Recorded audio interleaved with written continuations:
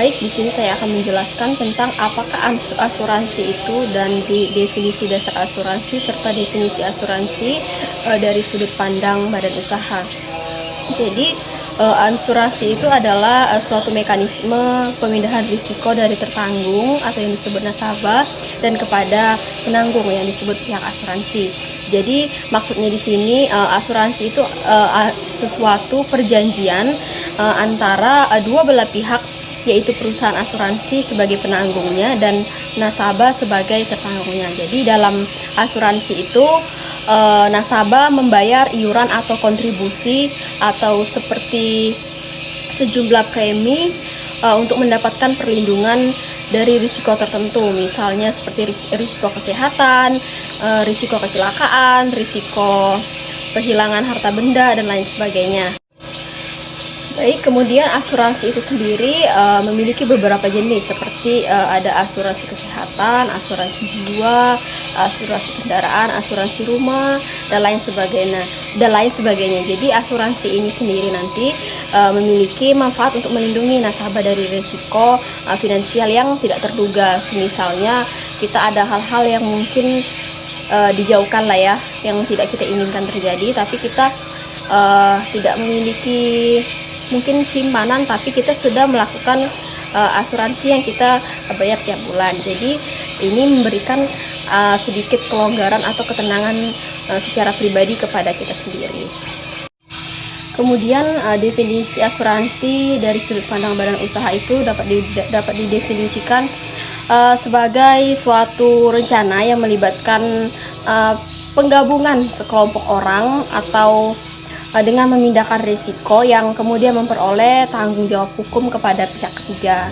Jadi yang timbul dari peristiwa yang tidak pasti. Misalnya asuransi itu juga dapat dipandang sebagai perusahaan yang usaha utamanya menerima atau menjual jasa pemindahan risiko dari pihak lain.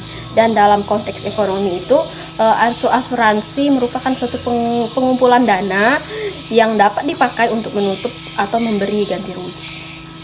Sekian dari saya. Perkenalkan, nama saya Luciana. Di sini saya akan menjelaskan definisi asuransi menurut sudut pandang ekonomi. Secara umum, asuransi merupakan perjanjian antara pihak asuransi sebagai penanggung dan nasabah sebagai tertanggung. Dalam asuransi, penanggung memberikan pertanggungjawaban atau penggantian apabila terjadi sesuatu yang menimpa pihak tertanggung sesuai dengan perjanjian yang telah disepakati. Asuransi merupakan salah satu cara yang paling ekonomis untuk mengurangi kerugian yang mungkin dihadapi oleh seseorang atau suatu unit badan usaha dengan membayar sejumlah premi berupa angsuran yang relatif kecil namun akan diperoleh hasil yang besar berupa perlindungan terhadap kerugian yang mungkin dialami dari timbulnya resiko yang dijamin. Pengertian asuransi menurut pasal 246 KUHD Republik Indonesia, asuransi atau penanggungan adalah suatu perjanjian di mana seorang penanggung mengikat diri pada tertanggung dengan menerima premi untuk penggantian kepadanya karena kerugian, kerusakan atau kehilangan keuntungan yang diharapkan mungkin akan diderita karena suatu peristiwa tertentu. Di dalam pasal 246 KUHD terdapat 3 unsur. Yang pertama, adanya kepentingan, yang kedua, adanya peristiwa tertentu, dan yang ketiga, adanya kerugian. Artinya, seseorang yang mendaftar asuransi harus berdasarkan suatu kepentingan.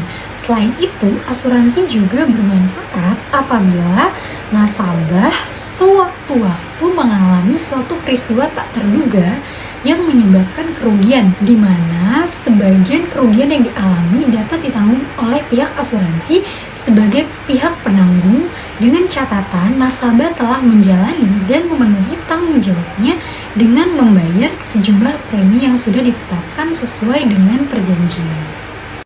Berikutnya, pengertian asuransi menurut Undang-Undang Republik Indonesia Nomor 2 Tahun 1992. Asuransi adalah perjanjian antara dua pihak atau lebih dengan mana pihak penanggung melibatkan diri kepada tertanggung dengan menerima premi asuransi untuk memberikan penggantian kepada tertanggung karena kerugian, kerusakan, atau kehilangan keuntungan yang diharapkan atau tanggung jawab hukum kepada pihak ketiga yang mungkin diderita tertanggung yang timbul dari suatu peristiwa yang tidak pasti atau untuk memberikan suatu pembayaran yang didasarkan atas meninggal atau hidupnya seseorang yang dipertanggungjawabkan. Selanjutnya, unsur-unsur dalam asuransi. Terdapat 4 unsur di dalam asuransi. Yang pertama, pihak tertanggung. Pihak tertanggung merupakan pihak yang berjanji membayar uang kepada pihak penanggung. Yang kedua, pihak penanggung. Pihak penanggung merupakan pihak yang berjanji membayar jika peristiwa pada unsur ketiga terlaksana. Yang ketiga, suatu peristiwa. Suatu peristiwa belum tentu atau akan terjadi dan ini memiliki keterkaitan yang erat dengan unsur keempat, yaitu kepentingan. Syarat sahnya perjanjian asuransi adalah yang pertama diatur dalam pasal 1320 KUHP Perdata ditambah ketentuan pasal 251 KUHD tentang pemberitahuan atau notification, yakni tertanggung wajib memberitahukan kepada penanggung mengenai keadaan objek asuransi. Apabila lalai maka pertanggungan menjadi batal. Untuk tujuan asuransi ada ekonomi, mengurangi ketidakpastian dari hasil usaha yang dilakukan oleh seseorang atau perusahaan dalam rangka memenuhi kebutuhan atau mencapai tujuan. Kemudian hukum, memindahkan risiko yang dihadapi suatu kegiatan kepada pihak lain. Kemudian tata niaga, membagi risiko yang dihadapi kepada semua peserta program kemasyarakatan. Kemudian menanggung kerugian secara bersama-sama antar peserta program asuransi. Kemudian ada fungsi utama asuransi adalah menempatkan posisi keuangan tertanggung kembali kepada saat sebelum terjadi kerugian atau loss. Kemudian ada manfaat asuransi, rasa aman dan perlindungan, pendistribusian biaya, dan manfaat yang lebih adil. Polis dapat dijadikan jaminan kredit sebagai tabungan dan sumber pendapatan, alat penyebaran risiko, membantu peningkatan kegiatan usaha. Selanjutnya, keuntungan membeli jasa asuransi itu ada 5. Yang pertama, mengurangi ketidakpastian risiko. Yang kedua, kepastian adanya proteksi asuransi. Yang ketiga, mengurangi beban keuangan akibat timbulnya kerugian. Yang keempat, memperoleh masukan berupa informasi dan saran mengenai cara mengurangi dan meminimalisasi risiko.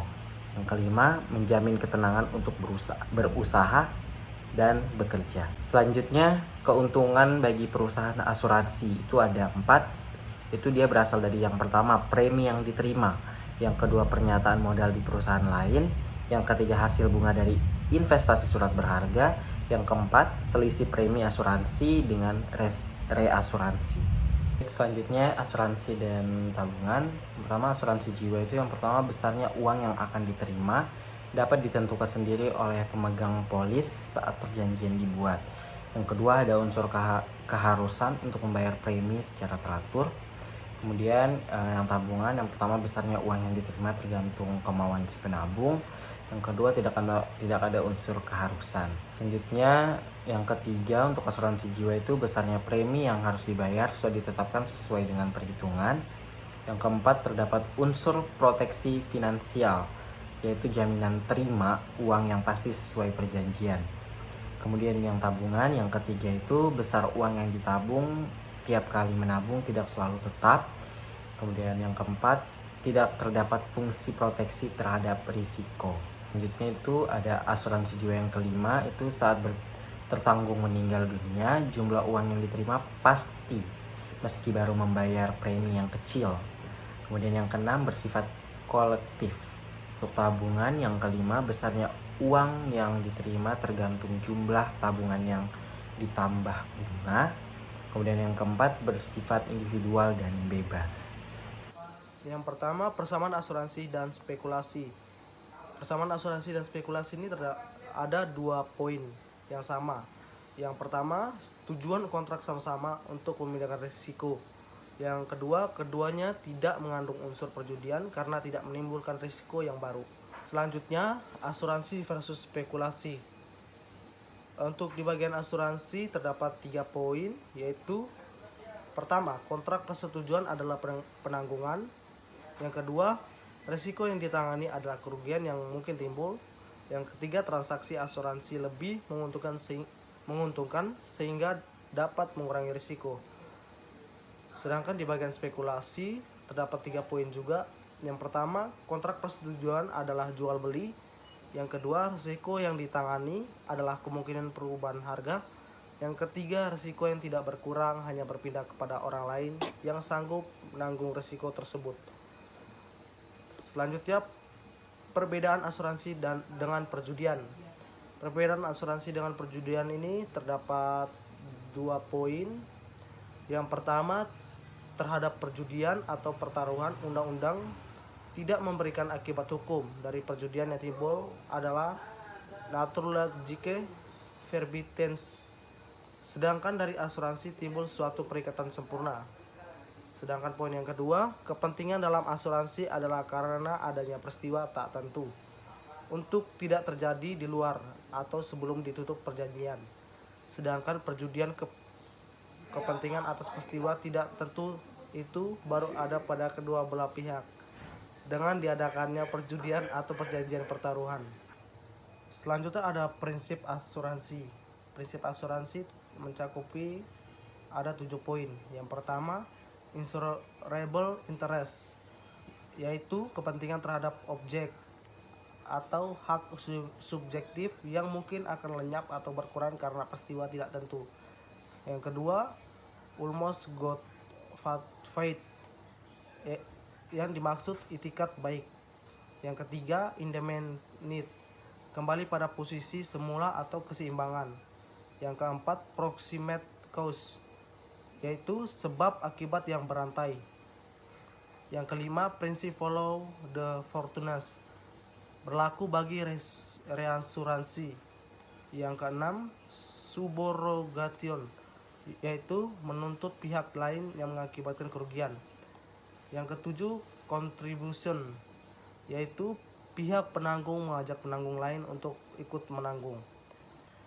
Baik, selanjutnya ada insurable risk. Insurable risk terdapat 3 poin. Yang pertama, jiwa, harta, benda, hak, dan kepentingan.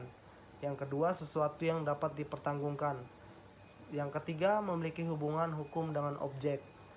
Selanjutnya ada syarat dari insurable risk. Syarat dari insurable risk ini terdapat 4 syarat. Yang pertama, loss and unexpected, yaitu kerugian harus dapat diukur atau dipastikan waktu dan tempatnya serta sulit diperkirakan kejadiannya. Yang kedua, reasonable. Reasonable ini nilai benda yang dipertanggungkan cukup material. Yang ketiga, catastrophic, yaitu risiko harus tidak menimbulkan kerugian yang sangat besar.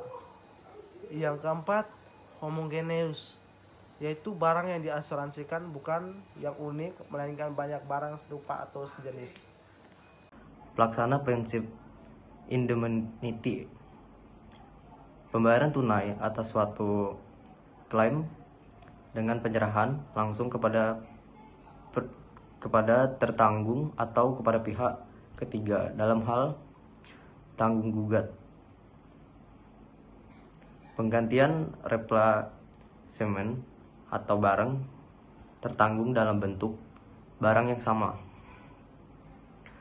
Perbaikan repair, barang memiliki tertanggung menjadi buruk atau kondisi semula kerusakan kendaraan. Pembangunan kembali, reinstatement, biasanya pada purpose insurance. Contoh prinsip Proximate Cause. Badai menerpa dan menghantam tembok di dinding pagar. Tembok roboh menyebabkan instalasi listrik rusak. Rusak instalasi listrik menimbulkan korsleting dan percikan api. Percikan api menimbulkan kebakaran. Pemadam kebakaran menyemprotkan air. Air yang disemprotkan menimbulkan kerusakan barang lain yang tidak terbakar. Peril hazard loss. Peril menyebabkan suatu kerugian. Peristiwa yang apabila terjadi dapat menimbulkan kerugian. Hazard, setiap keadaan yang dapat menciptakan kesempatan timbulnya kerugian di suatu peril. Loss, kerugian atau kerusakan yang diderita seseorang, baik atas diri, keluarga, ataupun harta miliknya seorang suatu peril. Contoh peril dan hazard. Merokok dalam pabrik dinamit, hazard. Nah, yang kedua, rem mobil tidak berfungsi, hazard. Tabrakan beruntun, peril. Banjir mengakibatkan kerugian petani, peril. Jenis hazard. Physical hazard.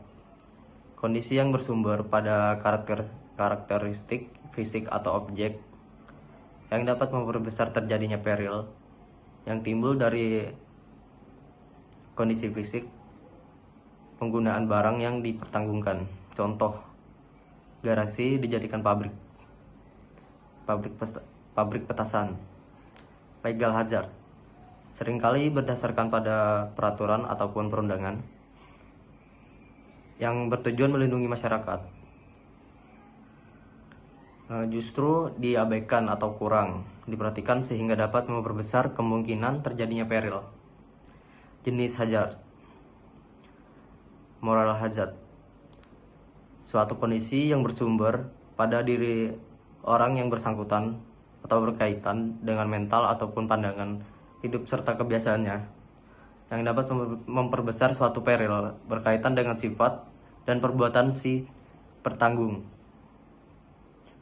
walaupun pada dasarnya tidak memiliki seorang pun mau menderita kerugian, akan tetapi merasa bahwa ia telah memperoleh jaminan baik atas diri atau harta miliknya, seringkali berperilaku ceroboh atau kurang berhati-hati. Contoh, meninggalkan mobil tanpa terkunci, toko dibakar untuk mendapatkan penggantian.